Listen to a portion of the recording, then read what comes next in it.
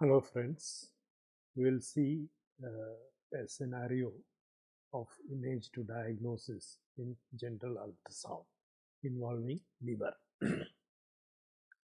Now these are transverse scan of liver in three different patients, and all the three patients show a somewhat similar lesion.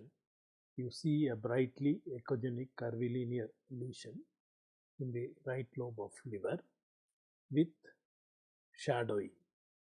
These two are the common features of all these three lesions. So, what is the pathology in each of them?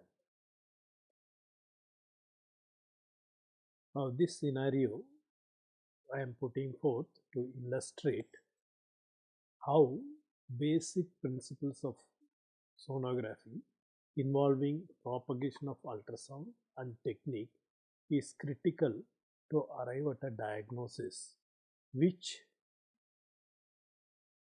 will make you proud of the diagnosis, and it will impress upon the clinician, and it is crucial to the patient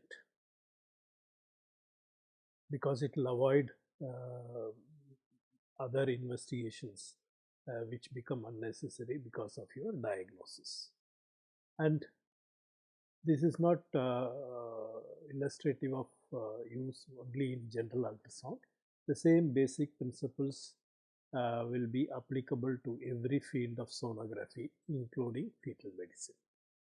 If you'd like to go through the workup of these case scenarios, please log on to sonoshare.in, go to image to diagnosis, general ultrasound, and click on liver 1.